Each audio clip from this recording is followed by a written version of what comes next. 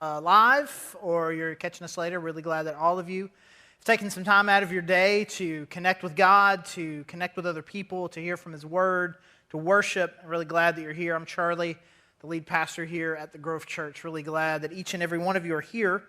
And we're in the middle of a series right now, and the series just kind of birthed out of this idea that we need a little bit of help in kind of really understanding just some kind of the big picture goals of what it is that God is calling us to as Christians. And I was just thinking about that this week. I was thinking about my college days, and I would think about the very first day of class. On the very first day of class, like a lot of my friends would say, I'm not going to go that day. I'm not going to go today. Like why not? It's like all they're going to do today is go over the syllabus. If you don't know what a syllabus is, I don't want to be too snooty here. A syllabus essentially is kind of spells out what's going to happen for the entire class. And like to me, I didn't understand that at all.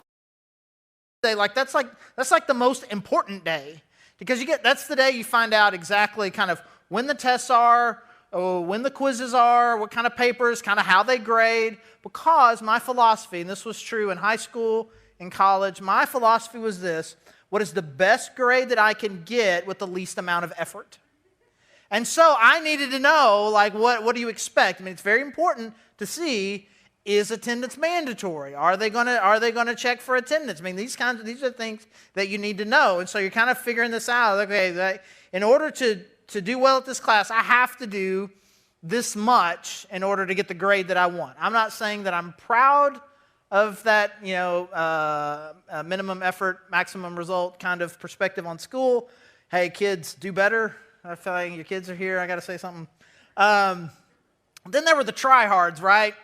The people who really liked syllabus day, because they were like students trying to learn. And so they would get really excited about it because they were excited about the content of the class. Sure. And they want to learn things, and they're excited about it because it kind of spells out, hey, this is what this class is going to be about. And when it's done, these are the things you're going to know. These are things that you're going to be able to do. And it kind of spells out for them the objectives and the hopes and the content of the class, and people really like that. And I found myself thinking this week that it would be great if life had a syllabus. Where life had the syllabus where it was like it was just clear what it was that God was calling us, like specifically what we're, because there's a lot of reasons why there's not anything like that. One, because of people with attitudes like me. We're always looking for what's the least amount I can get away with and still be okay. But I do wish that there was just this bigger sense of where it was just very clear for us, how's it going? If I would say, man, how are you doing in your walk with God? How are you doing as a Christian? Like, do we even know the categories in which to start to answer that question? Much less begin to explore the answer to that question. Do we even know what categories? And so what we're trying to do with this series, and ultimately kind of build this more into our Grove vocabulary, is to try to build in some key indicators, maybe some key questions to kind of help us understand and evaluate how we're really doing in our pursuit of God. So this started 2 weeks ago with Mark, and he launched us off and essentially helped us ask this question: how is your relationship with God? He spent a lot of time just kind of talking about what it means to relationally connect with God. And so I ask you that question: how is your relationship with God? And I want to make sure that you're hearing what I'm saying, because I didn't ask, are you reading the Bible? I didn't ask if you are praying. I asked a broader, deeper, more relational question than that. Because I could ask you, man, how are you and your family doing during the pandemic? And you could respond with, we're spending a lot of time together. Now that's an answer, but it doesn't really answer the question, because spending a lot of time together and how you're doing, there's not necessarily, especially with how is that time going, right? And so I believe in our relationship with God, it is essential that we spend time in His Word and hear from God, and we pour out our heart to God through prayer. this isn't just about the things that we do. It's talking about the relationship. Is there love there? Is there connection there? Do you feel known by God? Do you feel like you are learning and growing in your knowledge and understanding and appreciation of who God is? Do you have a clear understanding of how it is that God views you? What is your relationship with God like? The second question, we talked about this last week. How's your relationship with God? Second question, how is your inward life?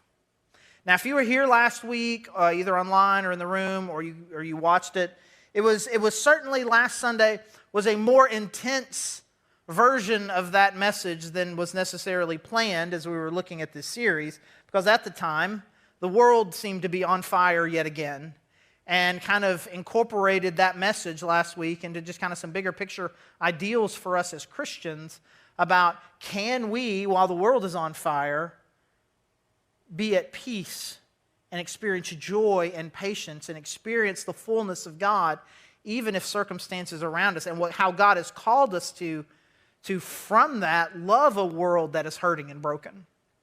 But anyway, the principles are the same, and in a different world, there was a less intense version of that, where essentially we're just kind of talking about that our actions, if we're going to do the right things, those things kind of have to flow from who we are. There was a list that we looked at in Galatians chapter 5, the fruit of the Spirit. When God's Spirit is really in you and you are experiencing God, then inwardly you're going to have love and joy and patience and love, joy, peace, patience, kindness, goodness, faithfulness, gentleness, self-control. And so when I ask you, how is your inward life? I say, would you say those things are characterizing you right now?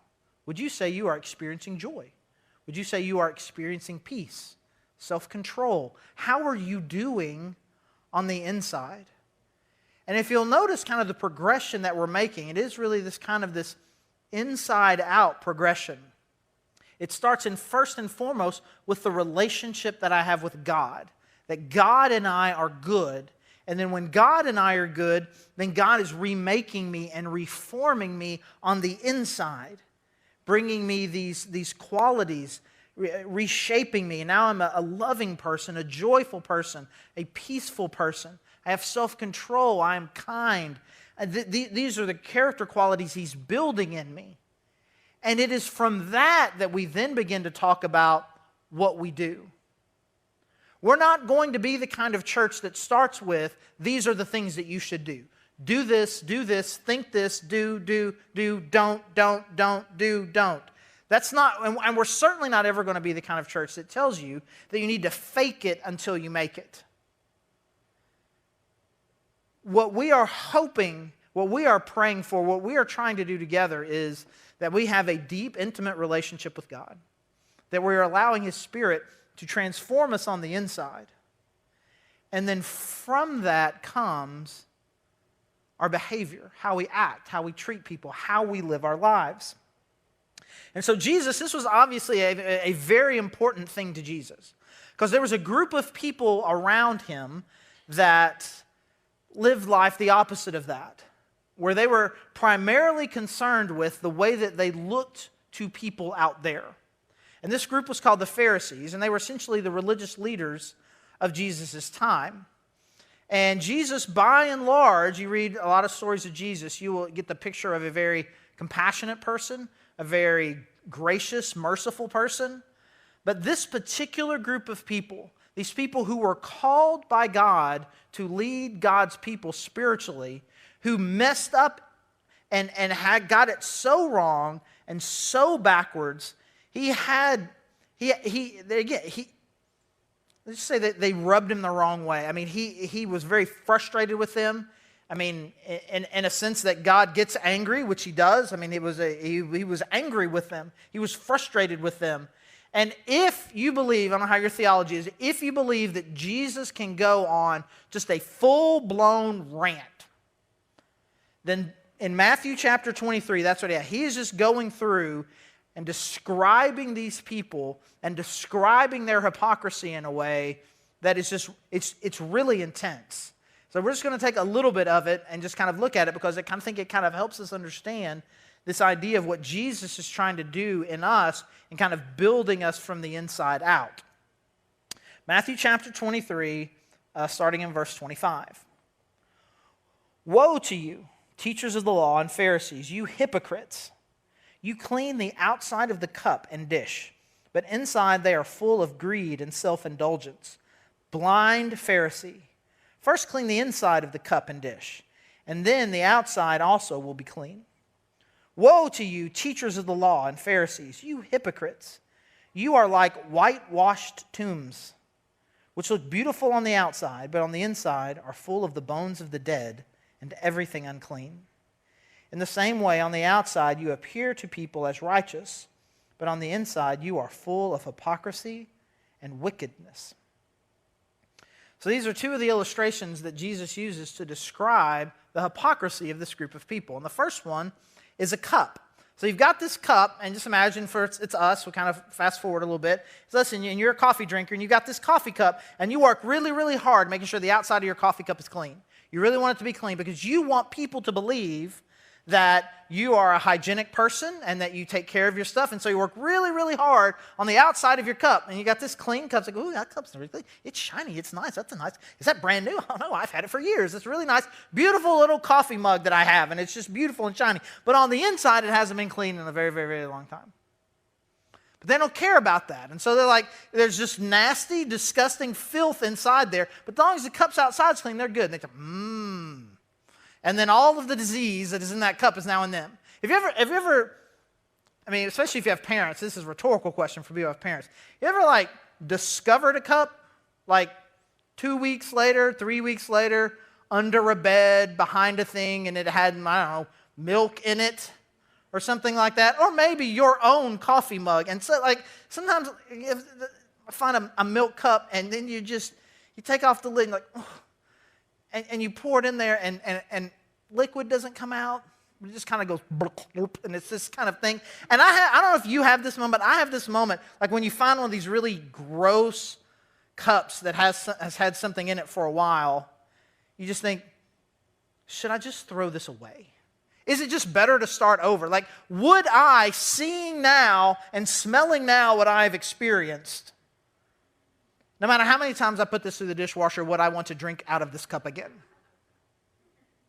But what Jesus is saying, these guys, they don't care. As long as the outside is clean, as long as what you think I'm doing is drinking out of a clean cup, that's all that matters. And all of the filth and the dirt and the disgusting disease that's inside the cup and the dish, it doesn't matter. That's what you're like. And he says, this is also what you're like. You're like a tomb. You're like this tomb. For them, it was kind of they kind of these little caves with these rocks rolled over them. It's like just imagine this is what you're like. You're like this tomb that you work really, really hard to make beautiful and ornate, and you polish it, and it shines, and it's beautiful. And everybody comes like, that is beautiful, like one of these mausoleums. You're like, it's just beautiful and ornate, and has it's just wow, what a beautiful building. That's what you're like. Except that not only you're beautiful on the outside like that, but inside there's nothing but dead bodies. That's what you're like. That is an intense but very vivid metaphor that Jesus uses to describe a hypocrite. You care so much about the way that you look on the outside, but inside is just death and disease and rottenness. And so, you think about what it is that God is calling us to. He's calling us not to be hypocrites, but people who are full of integrity. And so the third question that we'll ask is this: who are you when no one is watching? No one's watching. When you have an opportunity to do something, to respond to something, and no one else is around, no one will see what you do, no one will find out what you do, it's just you. Who are you then? It's a very deep question. It's a question I don't personally want to answer. It's one I don't even necessarily want to think about. And it sounds so foreign in a lot of ways because most of us, that's just kind of how we're trained. We're trained to think and behave in certain ways based on who's around me. What will people think? What will people see? And so the idea of really thinking about what if who you really are is determined primarily by the way that you behave and act when no one else will see or know. I mean, that's a very difficult thing. But again, that's kind of our next step. Am I connected with God? What is God doing with my character? And then my character is going to be first and primarily reflected by my behavior in private when no one else can see.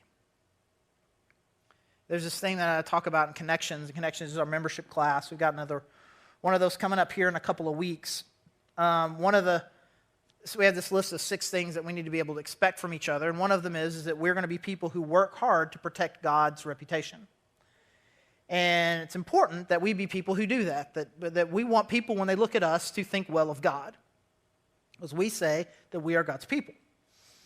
And I say this is really, really important because there are a lot of people out there. And then I begin to ask a series of questions. And as of yet, I've probably asked this in Connections. Maybe we were getting 75, 80 times. I've done it a few times here in the service, and no one has ever missed out on this because there's this problem that's out there in the world where people think of the church and they say, I don't want to be a part of church. I don't like church people because church people are full of what? Don't be nervous. I know it's church. Hypocrites. Hypocrites. Right? No one ever misses that. Sometimes you're embarrassed to say it out loud because you're at church, but no one ever misses it. And I'm going to ask you this is the next one, Why do people think that? Yes! You didn't miss it either. It's true. They believe it because it's true. And they believe it because it's true, and they don't generically believe it. They have not heard this. The question that I ask next is, why do they believe it's true? Because they have a story. They have a story. It's not, I've heard about this. They have a personal story about where they have encountered someone who said that they were a follower of Jesus Christ. What they experienced was the opposite of that. And then most people will gladly tell you their story. And I've had that experience before, and I'll just use a particular example. How about maybe you have experienced something like this too? Have you ever been or known a waiter, waitress, hostess who had to work the Sunday lunch crowd? If you don't, you should ask your friend about it and what it is like to serve the after-church crowd on Sunday lunch. Most waiters, waitresses, hostesses will say it is the worst shift of their week. They hate it, and they are the worst people. They come straight from here, talking about the great and goodness of God and the love and mercy of Jesus Christ, and go out there and say, I said hold the onions. I said I didn't want mayonnaise. Take this back. I'll tell you my personal experience with this. When we first decided to wanted to move into this building, it was only going to work if we could use the entire parking lot, which meant the restaurant next door couldn't be open on Sundays, which, according to their website, they weren't. But I needed to talk to the people about it. I was like, hey, it says you're not open on Sundays. You for real, you're not open on Sundays? Like, no, we don't open on Sundays. Do you ever decide to open on Sundays? Like, no, we don't. But ever. Well, what about like Easter brunch? Like Easter brunch is kind of a big deal, kind of fancy restaurants like yours. Like Easter brunch, no, we will never be open on Sundays. And you could tell as I was asking it that there was something just bursting inside of them that they wanted to say. And finally it just came out. We will never be open on Sundays because church people are the worst people in the world in the restaurant business. And if we have to take a day off, I decided I was going to take that day off so my staff didn't have to experience those types of people. I don't know what you would do in that situation. A pastor of a church, somebody says that to you, but I apologize on behalf of all of the Christians in the entire world in that moment, because that's really all that you can do. And I could say, nuh-uh. This is an experience that someone who's been in the restaurant industry for a very long time is an experience that they've had. And that's really just one level of hypocrisy. There's one level of hypocrisy that says, okay, well, this is who I am in church, but then when I'm not in church, I'm somebody else. But then there's another level beyond that. You're still doing that in public. The next level beyond that is not simply I'm not going to be one person here and one person out there. I'm not going to be one person here and one person in private when no one is around. No matter if I'm at church, if I am out in the world, I'm close to home, I am far from home, I am physically with people, I am chatting online, I am posting on my social media, I am by myself. Who I am remains the same. That is the sign that the character, the fruit of the Spirit that God is doing inside of me, that they're coming out. And so, as Jesus is, we've got another passage in Matthew chapter 6 where Jesus is kind of talking again about these same sort of people, about the sort of people who act in a way and only to get noticed. Matthew chapter 6, starting with verse 1.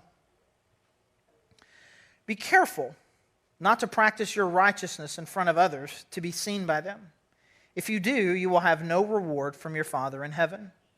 So when you give to the needy, do not announce it with trumpets, as the hypocrites do in the synagogues and on the streets to be honored by others. Truly, I tell you, they have received their reward in full. But when you give to the needy, do not let your left hand know what your right hand is doing, so that your giving may be in secret. Then your Father who sees what is done in secret will reward you. And when you pray, do not be like the hypocrites, for they love to pray standing in the synagogues and on the street corners to be seen by others. Truly, I tell you, they have received their reward in full. So again, Jesus uses a couple of different illustrations here to describe someone. He says, what do you want to do? You don't want to be the kind of person who behaves in a certain way, who acts and does the right thing so that other people will see it and praise them.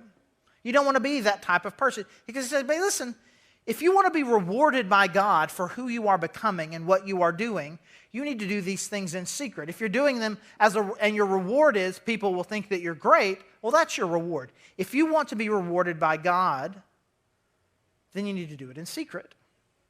He says, and he uses these illustrations, and I cannot imagine that he's just making these things up randomly. These are things that were actually happening. And it says that when people would come to the temple to bring an offering, either for the church or for the poor, that they would have musicians accompanying them. So they're walking there with their bag of money, and then somewhere behind them, the trumpet clang, and then everybody's like, man, that was a big bag of money. Could be rocks in there for all we know. But the trumpet player says, look at what this guy is doing. And he says also there'd be people that would pray, that instead of just being wherever they are, at home or at work or whatever, and to pray, like they would come outside, like to a busy intersection and be like, oh God, thank you so much for blessing me and for how much you love me and all the great things that you have done for me. And they use fancy words, and they're just sitting there in public shouting out loud so everybody can hear their prayer. And they're talking to somebody, but they're not talking to God. They're talking about themselves, pretending to talk to God, but they're talking to you so that you can hear it. And Jesus said, man, that's ridiculous. You're looking for a reward from people, you've got it, but you're never going to get anything from God for behaving that way. Now, probably most of us have never seen anything like that, where someone has musicians accompanying their giving, or someone who walks out of their home to stand on a street corner to pray what would considerably be a private prayer. But I promise you, I have seen an updated version of both of those things. I have seen the offering. There was a time when offering baskets went by. I mean, this was way before. There was no online giving because there's no such thing as online. And a lot of people didn't even use checks. It was just mostly cash that was coming in. And my favorite thing that I ever saw was a guy gave a ghost dollar. What's a ghost dollar, you might think? Well, the thing comes by, he puts his hand in his pocket. He pulls out nothing, puts his hand in the bucket, puts in nothing, and then drops it, and then passes it on. I'm like, bro! I didn't say anything, but I handed it to him. I saw it happen. I was like, well, okay. But I also saw, like in church growing up, like the bucket comes around, and I'm telling you, you get a little bit more attention from 4 quarters than you do a dollar bill. Actually can get more attention from 4 dimes than a $20 bill. And so there's just something about you placing your offering in there and bing, bing, bing, bing, bing, bing, bing, bing, bing. Right? People do that. And I think about some of the prayers that I heard growing up. It seemed very apparent. It seems very apparent to me, certainly in hindsight, that a lot of these prayers and the words that were used, it was just like they weren't praying. They weren't talking to God. They were speaking ornately in order to impress people. And I remember this in my own life when I think I was 12, maybe 13. The pastor came up to me once after the service, and he would, on Wednesday night and on Sunday night service, he would call at least on a couple of different people at different times in the service to pray instead of him or someone that was part of the worship team or whatever.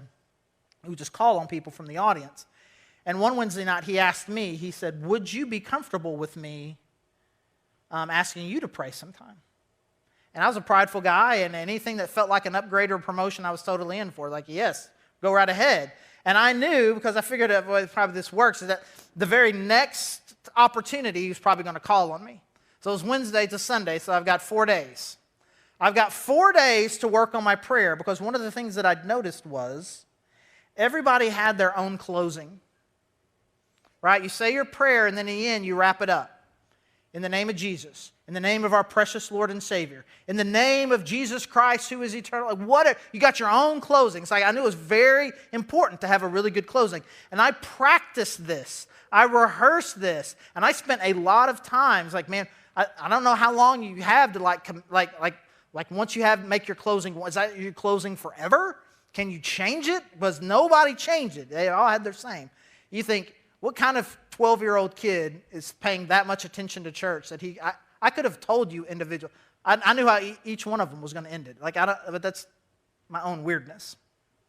But the reality of it is, when I prayed that night, on that Sunday night, it was to impress people. It was about what they would say, what they would think. And so God is calling, don't be like that. Don't be like these hypocrites who just want to be seen. Be a person of integrity. And you think, what does that word mean? It's a word that we use a lot. But we say, when we think of the word integrity, being a person, just think of consistency.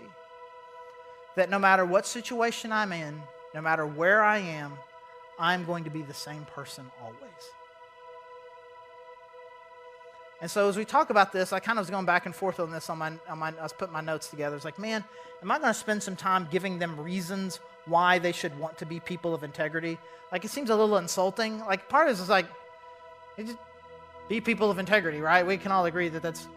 And then in the end, I was like, no, I'm going to give you the reasons, but we're just going to do it real quick.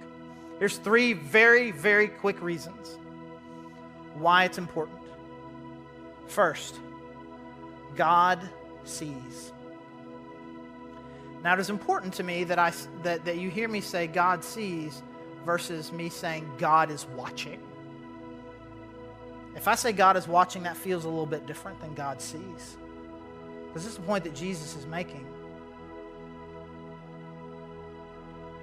The things that you do in secret, God sees. He's not watching, waiting for you to fail so he can punish you. He is watching, hoping, and waiting that you're going to do something incredible, and that you're going to give to somebody who doesn't know, and that you're going to love someone and no one will ever know, and you're going to do the right thing when you're all by yourself. And he's looking, he sees that, and he sees what you do, and he rewards you. Even if you're only motivated to be a good person by rewards, this is what he's saying. If you do it for man's rewards, well, you're going to get that. Oh man, great job. But if you're doing it for God, who has the most resources and the most love and the greatest desire to reward, then do the things in secret and let God be the one who rewards you. God sees you. Second, you need this. I mean, this is on the syllabus. This is the syllabus. Be a person of integrity that honors God with your life no matter where you are. This is what you want. This is what you need. I don't know about you, but the worst version of me is the one that is by myself. I will say things in my car I would not say if my wife was there. I would not say if my 9-year-old was with me. I respond to things when I am by myself. I think you may not think, because of the way that you know me, oh, Charlie doesn't have an anger problem. I may be the only one that knows, but I do, and I see him, because that's who I am too often when I'm by myself. And I want that guy to die. This is what I need in my life. I need who God is and these characteristics to flow out of me when I'm by myself. And lastly, I'll say this. People know. People know. You can spot a phony, can't you? You can spot a phony as somebody who's just talking. And God is calling us out there to give hope and life to a broken world, to show them that God is real. And they're looking, and they can tell when somebody is phony, when somebody isn't real. Who you are flows from your character. And fake it till you make it, it's not possible. Because everyone will know that it's fake.